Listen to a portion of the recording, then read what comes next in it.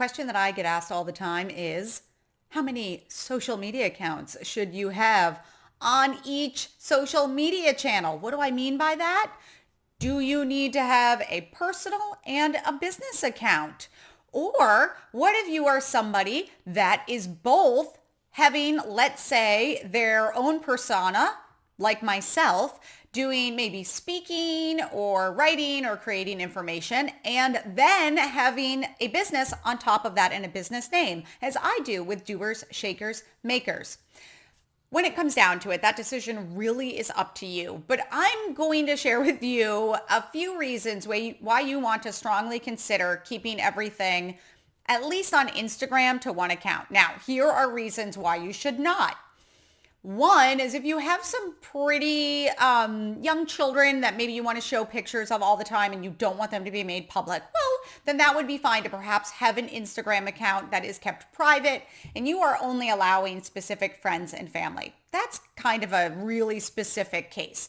What I'm more talking about right now is if, let's say, we'll use me as an example. My name is Sierra Bailey, which people know me by for business, and my business is Doers, Shakers, Makers. Should I have Instagram accounts for both of those names? I do not.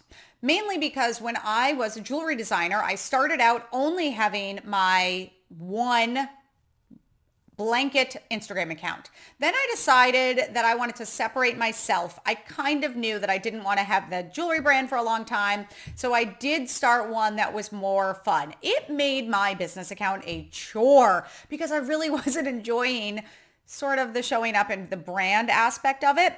A lot of people that I have watched successfully use Instagram have had only one account. So they're showing you glimpses of their life right there with the brand. As soon as you start breaking those two in half, it means you're only having your brand as your business posts, meaning it's all business all the time, and you're starting to forget to put some of the personality in there. Now, if you are trying to grow a bigger business and not stay tiny, that may be great and something you need to do because you'll perhaps have somebody else running the social media. You may not be involved with it.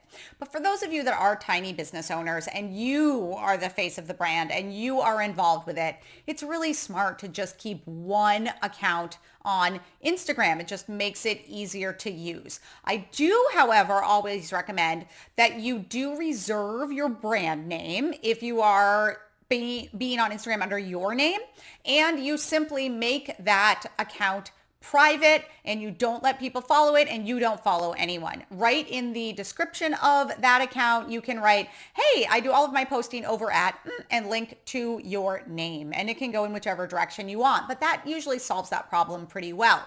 Now, when it comes to Facebook, a lot of people like to have their businesses based off of their personal page. It's almost the flip on this one. Why do I recommend that you actually have a business page? Well, one, you are restricted to having 5,000 friends on Facebook for the personal page. So if your brand does grow bigger than that, and I have, I think, around 13,000 followers on my Facebook business page, I would have long ago capped that amount. And then I would also not be able to have new Facebook friends because I would have all of these people following my brand.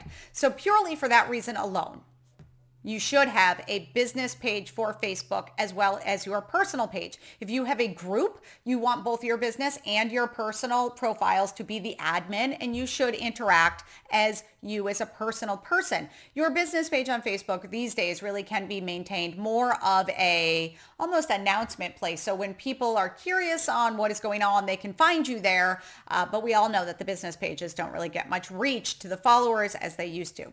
Now on LinkedIn, that depends. If you are a business that is performing, let's say it's a brick and mortar or it has a lot of employees, then create a business profile. If you are, however, somebody like myself, that they are the business and they are the person, just having that single profile is sufficient because you're not going to have people that are trying to put your business as their employer. What about things like Twitter, Snapchat, TikTok, Pinterest, anything like that? I really think that on all of these, it depends on what you're trying to accomplish and if you're on them because you want to communicate with, let's say, your family or that you're communicating as a brand. If you are part of your brand, then you should be using an account that covers both. Why? Because people want to know about you as much as they want to know about the brand. The point of what you're trying to do is make them know, like, and trust you. So by having you as a person behind that account will be incredibly helpful to you. Basically, what we've decided in this video today is that the most important one where you want to have two identities is on Facebook, but you will be probably not posting that much on your Facebook business page, maybe a little bit, maybe you have a little more activity going on there. Instead, most businesses nowadays, if they have a lot of interaction on Facebook, are using a hybrid. They're using a group where you as your business page and as your personal page would both be admins, and you'd probably interact as one. So that today covered a little bit of what you should do about creating your personal and your business name on social media accounts. Was it helpful? We'll come back next Tuesday for another business tip. My name is Sierra Bailey with Doers, Shakers, Makers, and I'm back every week to help you with your business.